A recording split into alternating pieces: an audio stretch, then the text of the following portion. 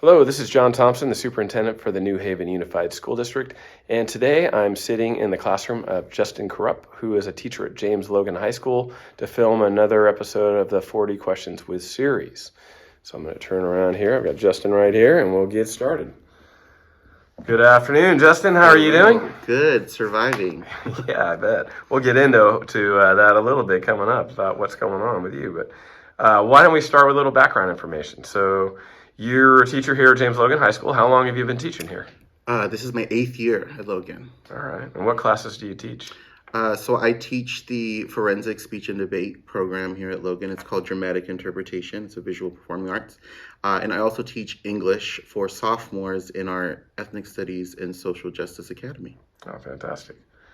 Did you always want to be a teacher, or what did you want to be when you were growing up? Actually, I wanted to be a vet. I went to school to study to be a vet, and I realized I wasn't very good at it. And so I transitioned to being a teacher and doing more student affairs stuff. I work much better, I think, with people than animals. Well, we're glad that you didn't do so well at being a vet, because we're happy to have you here.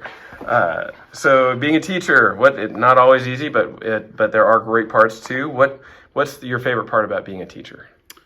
My favorite part is, I think, after the kids leave, because I teach high school, so, they leave and they go into the world, and I think watching them change the world, and I think that's the most rewarding part. All right. How about the other side of the equation? What's the most difficult part about being a teacher? Always having to bring work home.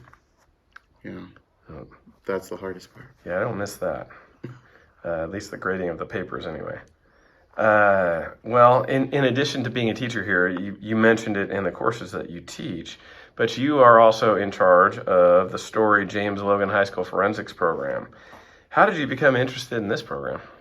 So I was actually a student of Logan, so I'm, New Haven, born and bred. So I needed an elective for my visual and performing arts, so I signed up for the speech and debate program and then never looked back. I had Dr. Lindsay as my teacher, and I fell in love with it.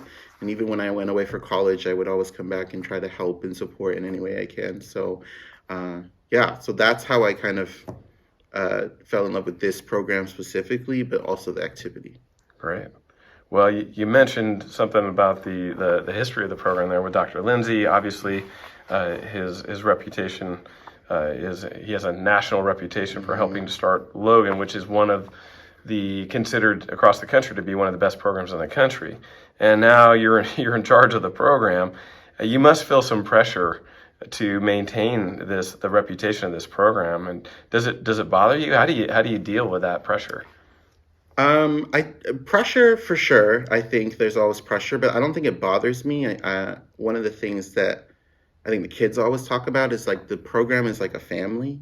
And so I always felt like even coming back to Logan to teach here, like I was supported by that family. And we have like great alumni who support us, that I feel like I'm standing on their shoulders, that are always cheering me on. But then also Dr. Lindsay's very much still a part of this. I talk to him every day. He's like my best friend.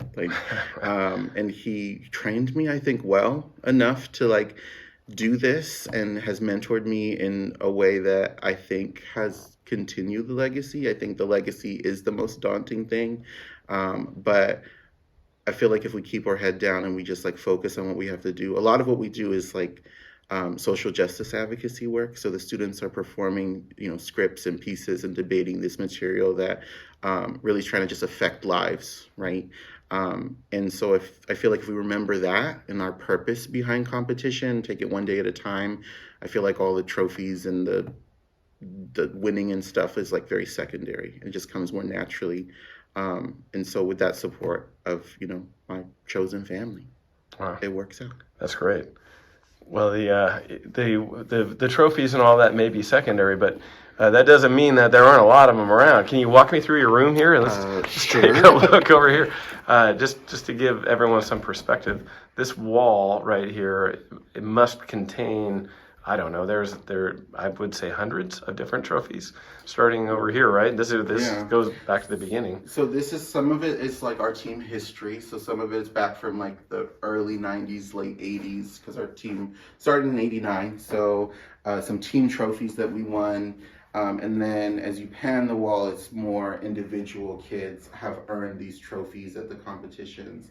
And so they'll bring them and they'll showcase them at the school before they take them home at the end of the year. So yeah, those are the trophies that most of these trophies are the trophies that students have won at the competitions that we attend. All right. Yeah, every And weekend. then you honor your students over here, right? Yes, and then this is our, like, I guess I call it the Hall of Fame, but this is a way that we honor our students every year and our alumni. So each year we give out like awards for events and different things like sportsmanship and being a part of the program. And so sometimes our alumni will come back after years and they'll visit and they can still see their name on the wall. So this is a way that we continue to honor the legacy of that family that we create. And so yeah, their names have been on here since 1989. Wow. Well, and going back to 1989, there's a lot of these, there's some special trophies here in a couple different spots, some here and then some over here.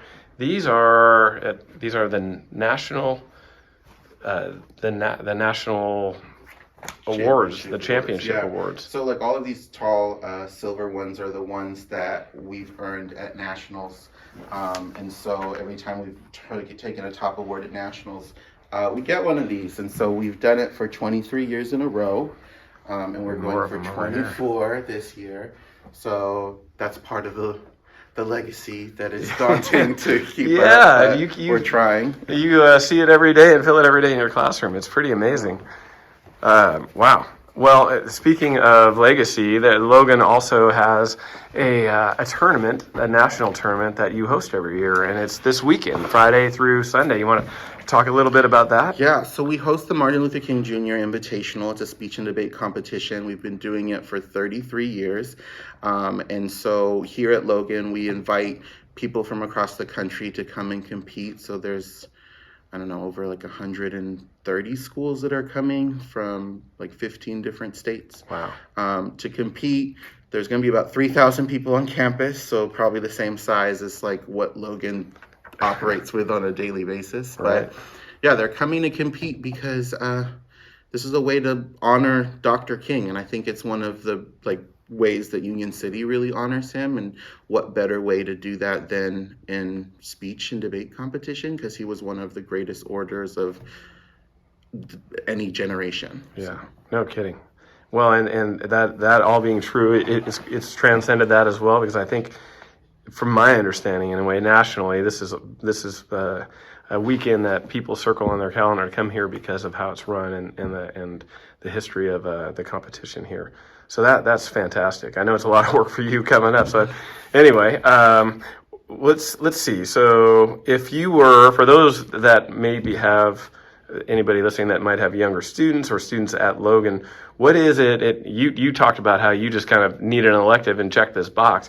What should students, if they want to be part of this program, if they're either in elementary or middle school or even at Logan and are looking for an elective, what should they do to prepare for it, or what would you recommend? You know, when I joined, I actually didn't have any experience in public speaking, and it was fine. I think we take every walks of life here. Like, you don't need any experience or any preparation. Like, we just ask, like, people have a passion or a competitive drive, they're welcome to be here, and we will help train them to be a champion. But one way I think that's like important is a lot of people in Union City maybe don't know what forensics is or what speech and debate is. And so there's a documentary about the team, actually. It's on, there's a PBS documentary called Accidental Hero, Room 408. They can watch that on Amazon or YouTube, because that gives us like the history of the program and like what we're about and what we do. And then learning all the other things, like there's 17 different events, like there's a lot, there's something for everybody, but learning all those things, like they can figure it out as they kind of go. Well, that's good to know. So you'll take all comers. Yeah, anybody, like literally, most people, like, because we don't really have like middle school programs right now, so most people come in with zero experience. We even get sometimes like juniors and seniors who want to join, and sometimes they turn out to be like the best competitors for us. Wow. Because yeah, you can come in at any point. That's great. That's great.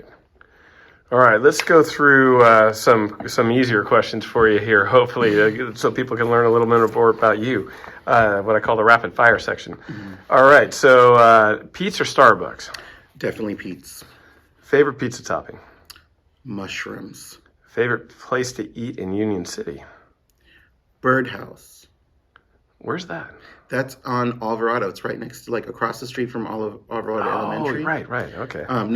It's on Smith, I think. Smith, but it's right across from Alvarado. Yeah. Oh, okay. It's great. Logan alum. Shout out to Logan alum. Nice. All right. That wasn't one of the 40 questions, so. All right, the strangest thing you have eaten? Oh, my grandmother fed me lamb brain when I was little, and I'm traumatized. So, yeah.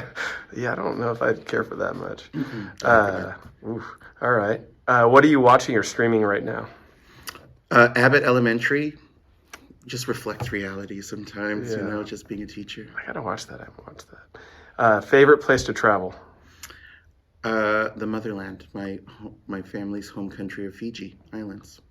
I've been there. No, that's fantastic. Have you been? I have. Oh, wow. Yeah, that's interesting. A place I want to go back to. Like, no one's ever been, but it's great. Yeah. That's a fantastic place. Country you would like to visit that you haven't been to? Thailand. Stairs or elevator? Elevator. I'm allergic to exercise. Well, then this question might be tough. Your favorite sport? Love rugby, actually. Yeah. All right. Well, you must love watching it more than playing it. If you're definitely, yeah. Most adventurous thing you've done in your life? I lived on a safari in South Africa once. Wow. Yeah. Superpower you want to have? Teleportation. Secret talent? Lip syncing. Musicals or comedies? Musical comedies. Wow. I can't. Kind of like Barbie, right? Isn't that what that was? Best gift you ever received?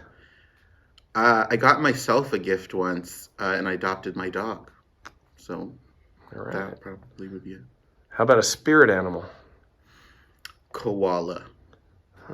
Favorite band or type of music? Beyonce. Favorite hobby? I like writing poetry. Cruising or camping? A cruise. I would like to go on a cruise one day. Cats or dogs? Dogs. Snow or sand? Both, but not at the same time. Skydiving or scuba diving? Neither. Window seat or aisle seat? I'm window. I need to see outside. All right. Your go-to to have a good laugh? Anything my mom posts on Facebook. One thing people don't know about you? That I got a black belt in Taekwondo when I was younger. For the guy who doesn't like to exercise, that's pretty impressive. Yeah. Rugby and Taekwondo. See, this is good. I was 11. It doesn't count anymore. All right, 3 things you can't live without. My dog, my family, and a good book. All right. What advice would you give your teenage self if you could go back in time? Okay. I would say this is a good affirmation. You don't have to light yourself on fire to keep others warm. Oh, that's good. Yeah. That's good. If you could switch lives with someone for a day, who would it be? Blue Ivy Carter, Beyonce's daughter. Yes. One thing you would want new students to know about James Logan High School? There's a lot to offer here, actually. Like, Logan can feel big, like really big at times, but I think that once you get involved, would be my advice to new kids, is get involved with something, and it makes the community feel a lot smaller. Great advice.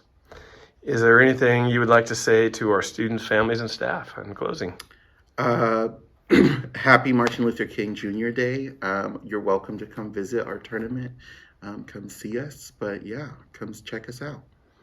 Well, thank you, Mr. Kurup. I appreciate this. Good luck this weekend. I know it's going to be quite an undertaking, but I'm sure it'll go fine. Anyway, thank you very much. Thank you.